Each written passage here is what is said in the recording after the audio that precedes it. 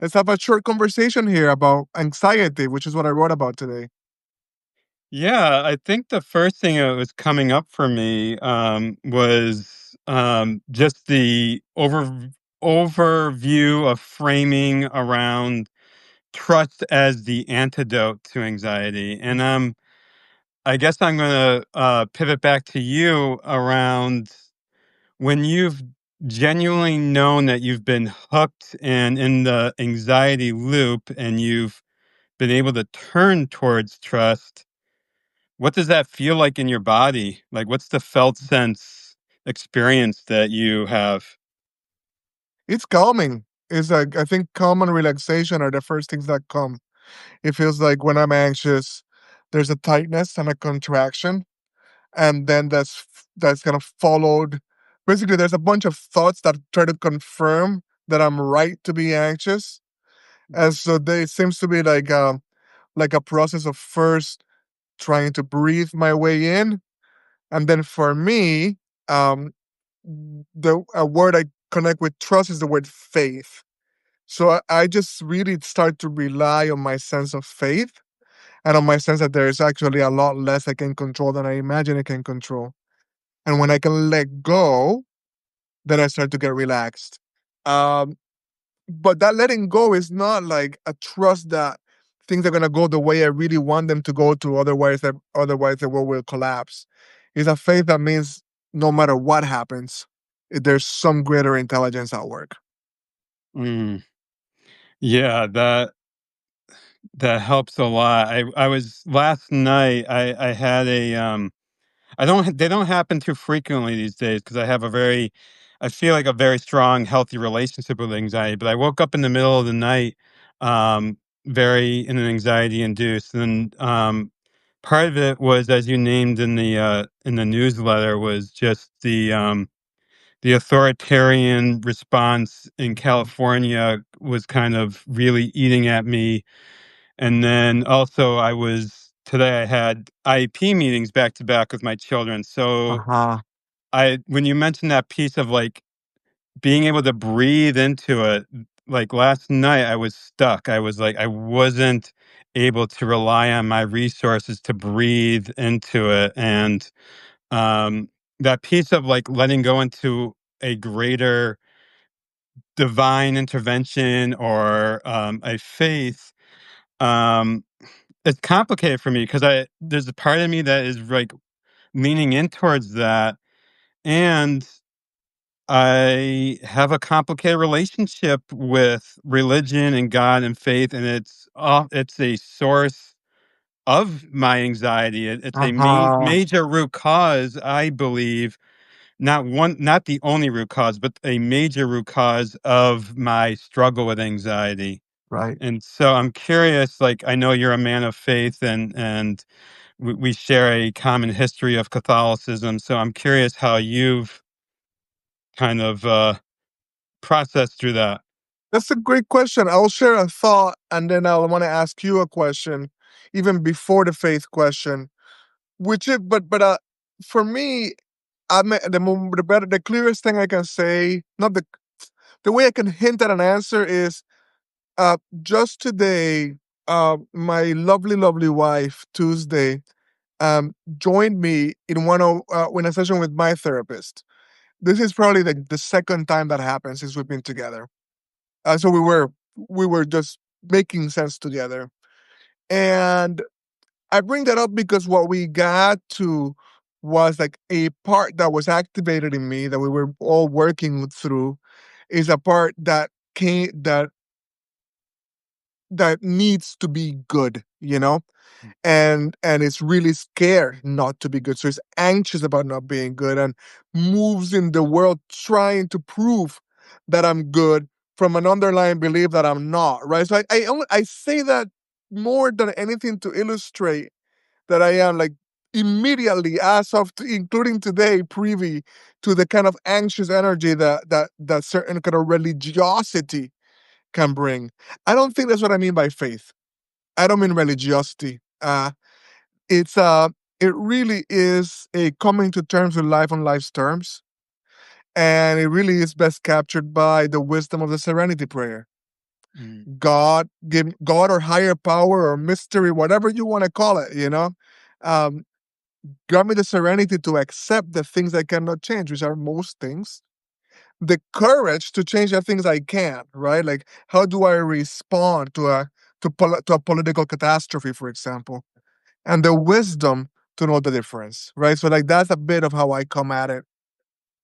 But Jason, and you can come back to this, but something struck me when you talk about the two different kinds of anxiety, because they felt different to me, right?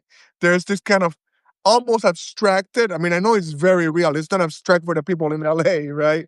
Um, but this kind of political consciousness that comes with like being hooked into a 24-hour globalized news cycle that we have not adapted to biologically, right? And then there's like IEPs for your children, you know? And I know some about your family context. So like, yeah, so those two are different. That you feel that I'm asserting that or I'm proposing that, but I'm wondering if you feel that, if or if in your body, it just anxiety feels like anxiety no matter what the source is. No, I'm glad you brought that up. I think they are very different, and I do think there's a connectedness to them. Um, and what I've learned over my history of anxiety is it's just amazing how much drive and clinging I have for control. Gosh, yeah, yeah. Uh, just the amount of need for control. And I think there's a sense, I think the reason why they're connected is this sense of helplessness Mm, that I feel with both. The helplessness of like, I'm on the other side of the US and how do I support right. um, in a way. And then the sense of helplessness with IEPs of like having to play the game of the education system that's not necessarily working for all children, and a sense of helplessness as a parent that I have to admit to myself that I don't know what I'm doing. Uh-huh. Yes, yes. And the amount of anxiety that comes with this unknowingness of Mm, like, I can read all the texts and listen to all the podcasts and get advice from friends, lean on my own um, skills as a former teacher, um, and rely on the trust of educators. And when it's all said and done, I'm here to support my children with as much love as possible. And I don't necessarily know that I'm doing it well. wow. And being sort of like, when you talk about faith, of like, can I let go into a faith of something greater that I am doing the best I can and I don't know what I'm doing, and that's okay. That's beautiful. So much insight in like line after line of what you were dropping, man. Thank you so much. Obviously, you're just bring a lot of self-reflection and a lot of care to both your experience and kind of the national and global and personal, the family. I really appreciate it. It's very meaningful. Um, so much comes up. This I think the connection between anxiety and control are like one on one, right? They just are, right? That's just what it is. I was just in a different session today where it was a sense making session, and and they brought in a breathwork master. So it was actually their own Substacks, Kainos with Alex Boehner, and then they brought in her name is oh, I'm suddenly forgetting her name, but it was the idea was that in order to make sense, we have to breathe, right? We have to be embodied. We have to breathe. But part of what I got from the breathing is that Nicola Pierce, by the way, that's her name, Yeah, Nicola yeah. Price. Mhm. But part of what I got from the breathing is like she proposed like there's no controlled exhale in dogs or babies, right? Or horses or cats. Like that's just like, and I'm not saying that that kind of practice breathwork is never helpful, because I think it is, but it can be, but like in terms of how we breathe, right? Like as it comes, it's a big deal. And then the other thought I had, and I don't know, maybe you'll help me make the thread, but I'm gonna bring it up because it came up here because we're live and that's the fun of it. Is I thought about Boyd Vardy's work. He wrote a beautiful book called The Lion Tracker's Guide to Life. And the idea is like that tracking is like the first way by which one of the earliest ways by which we got food. I imagine getting food from trees was pretty early too. But tracking animals, right? And so this ancient practice. But what I loved was when one of the mantras of the tracker is I don't know where I'm going, Mhm. but I know how to get there. Mm. Right? So Mm. it's like the tracker has to pay, he doesn't know what the destination is. Or he or she, right, doesn't know what the destination is. But there is like an attunement to whatever is here that is going to tell me where to go next if I'm after this particular animal, right? How did the leaves move? What other animal left here because that animal came here? So there is something there that came up for me as we were talking around, like as you were talking around not knowing what we're doing. Like there's something fundamental. There's some fundamental way in which there's a what am I trying to say? There's a difference between not knowing what we're doing and not knowing what's gonna happen next. And I think we get them confused. Mm. Maybe I'll share this other thing, which is I remember having a big experience of like wakeful self-realization, like a kind of full identification with oneness. It was a momentary awakening, right? One of those that like continue to like point your life in a certain direction. And there I started to like get a little confused. And then suddenly I was like, well, wait a minute, confusion cannot exist within me in this kind of understanding. So then I was with my teacher and he said, well, then if it can't exist, then what is it? And I kept like leaning into the confusion. And what I realized was I was trying to figure out what I would do with this wakefulness next, right? Like how I would relate to Tuesday. What would this mean for my relationship with Tuesday, right? Like, and it was like actually wakefulness is in the present and it does not correlate with knowing the future, right? Like there's no correlation between being awake and knowing what happens next. Yeah. And I think anxiety is so much about trying to determine what is going to happen next, which actually, ironically, moves us away from here, which is the only place where we can have any sense of true aliveness, and even safety, because we move from here, from what is actually happening. Uh, yeah, there's a couple things that are coming up in that. And one is that someone shared this definition of anxiety in parenting group I was in.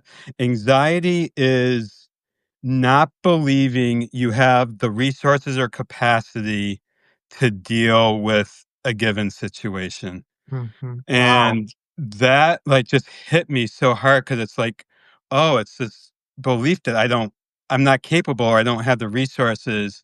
And and so this idea of faithfulness was coming up as you were speaking of not just faithfulness in the vine, but faithfulness in my own divinity and my own capacity of being with something in the present moment, and that I'm capable to breathe with it and allow it to take its course, whatever that course it needs to be.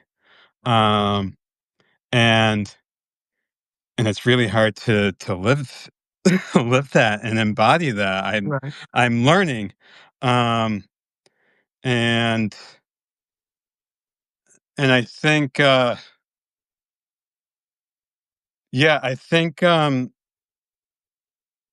think what I'm learning in that is something you said around the discomfort of anxiety, feeling better than the places you're avoiding. So, like, sometimes I'm allowing myself to just be with the anxiety because I'm afraid to deal with other things. Right. Um, Afraid to deal with the heartbreak and sadness and rage. Like, I have a hard time accepting the moments that I want to be rageful. Um, and so let me hold on to this space of anxiety that I've known for 40 years and that I've developed a relationship with, because that's easier and safer to allow those feelings to be here than to let my heart break and cry and feel sadness or to get angry. Right. Right. That's beautiful. That is so beautiful. And I'm often that's another one that Tuesday reminds me of all the time, you know? She's just like, yeah, like what is underneath? Like what is the feeling you're anxious about? There's some other feeling that doesn't want to be felt, right? And like you're right, I think that it is so hard to live that way. But I think it's hard to learn to live that way. I think there's something easeful, Mm, surprisingly and yeah. paradoxically easeful in living that way, right? Like that's like the paradox of it. It's like it's like a And you whole get to that place. Yeah, you get to that place and you're like, "Oh, I've just been wasting X amount of hours, weeks, and months, and and now it's here." That's right. Yes, that's right. I wanted to ask you, Jason, because I know you have all kinds of family stuff going on at this very moment. Um, do you have a couple more minutes to Oh, hang out yeah, here? yeah. Yeah. Yeah, Okay. I have like 10-ish more minutes or Okay. so. Great. That's about right. I just wanted to check in before I kept trucking along here. One of the other thoughts that came to me as I heard you kind of talk about faith is this quote from Václav Havel that I place in the in the piece, which is, you know, it's like the hope is that no matter what the outcome is, there's something that makes sense, right? Like it could be the outcome could be bad, it could not be what we want, right? But like how we are understanding the world, the meaning in it, right? Like the it makes sense. It actually holds together. There's something coherent and meaningful in it, right? And there's something meaningless, right, to exploitation. There's something meaningless to extraction, right? There's something meaningless to like this kind of ravenous authoritarianism, right? And so to meet that even against odds that seem insurmountable feels like it feels like hope, and it feels like trust, and it feels like believing that there's actually some greater order that is makes sense, that is good, and that we need to stand for it. And I feel like as I have hope in that, for me to have hope in that, I must trust that that is true. And so when I'm facing a possibility of an outcome that is other than I want, right? Which is usually what I'm anxious about. Um, I can be like, whatever the outcome, whether it is the one I want or not, whether I can control it or not. I usually can't control it. I just imagine I can.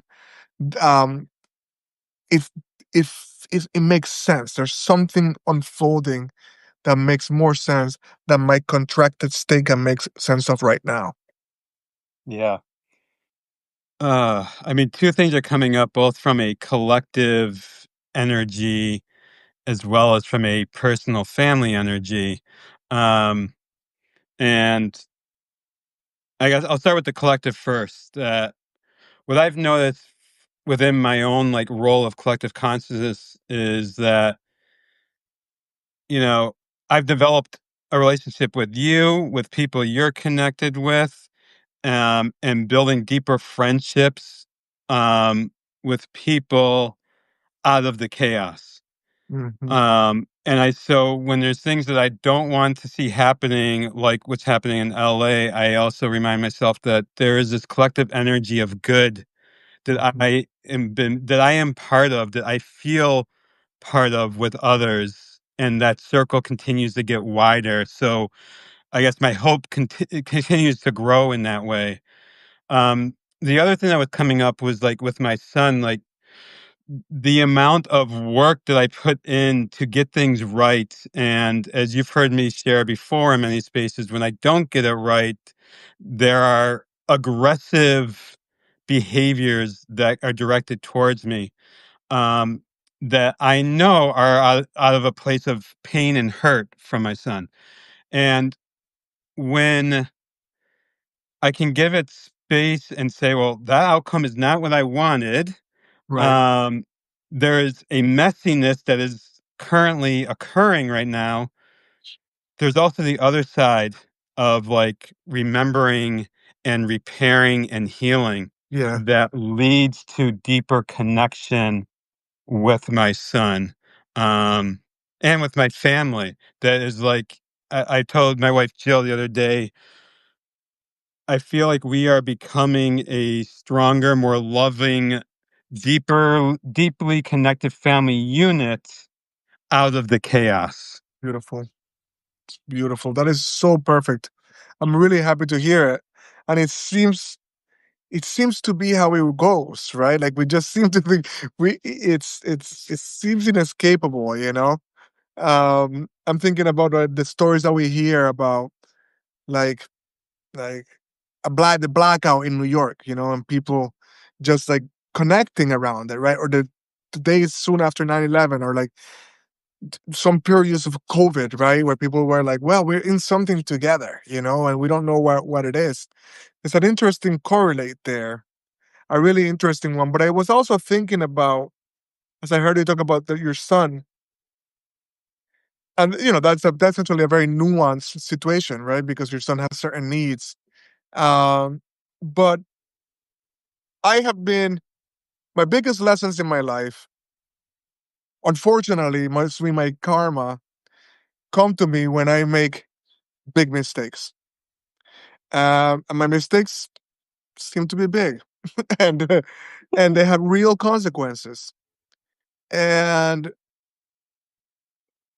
what I have learned through the last couple of cycles of that is, because I can get really anxious about not wanting to make mistakes, right?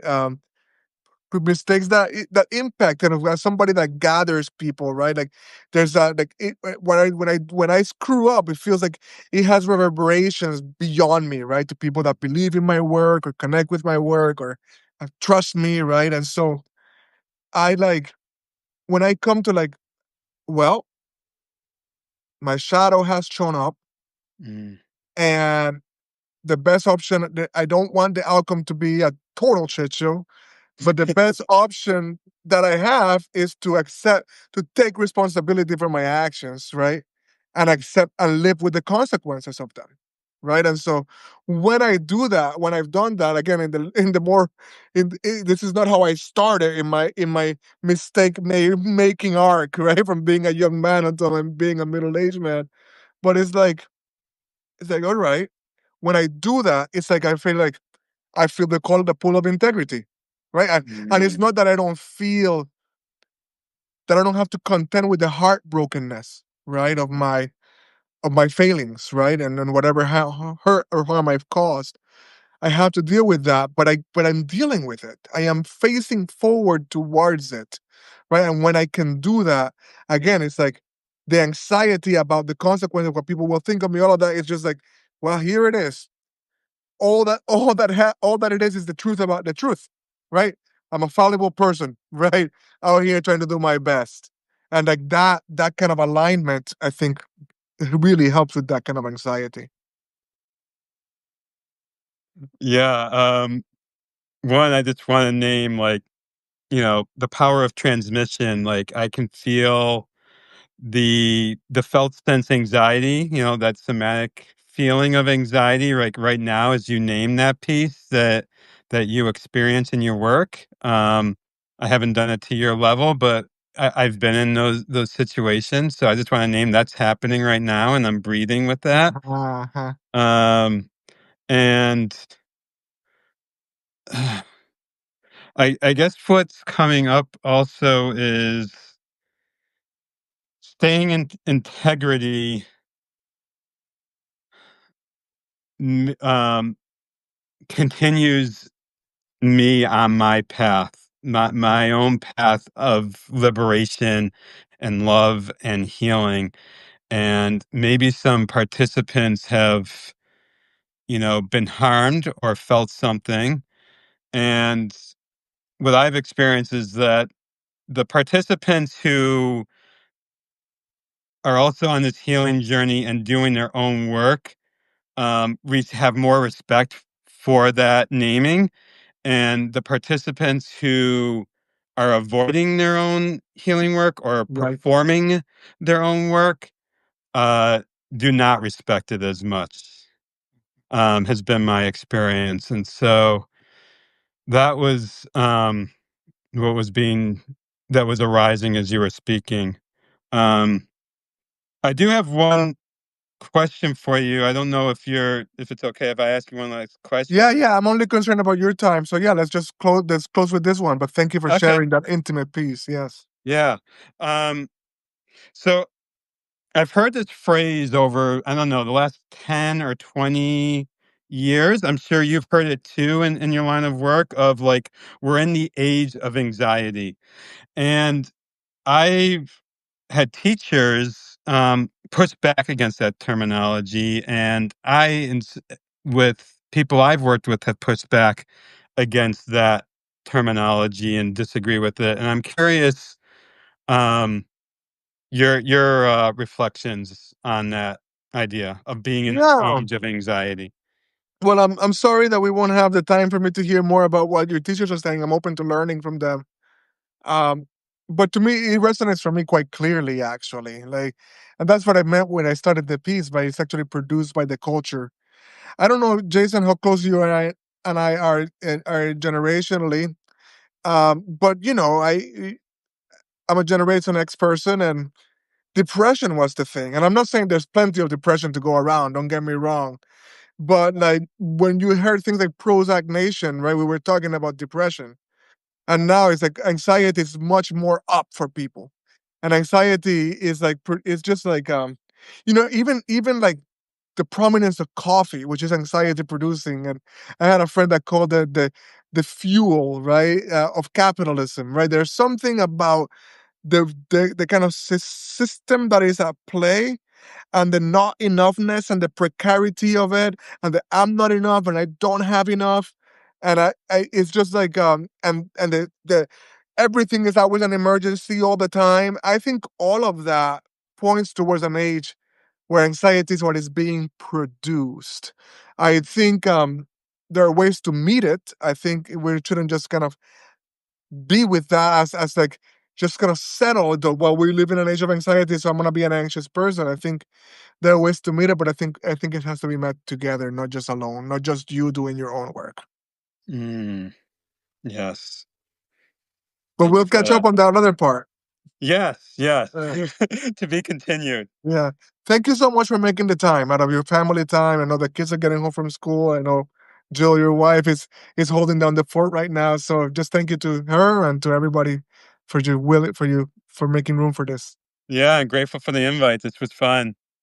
Me, thank you. Thank you for saying yes. It really was fun for me too. Many blessings to Okay. you, brother. All Peace. Thank right. you again. Really, I mean it. Yeah. Thank you, brother. Okay, peace, brother. Bye. Bye. I mean, how to stop it. I don't know how to stop it.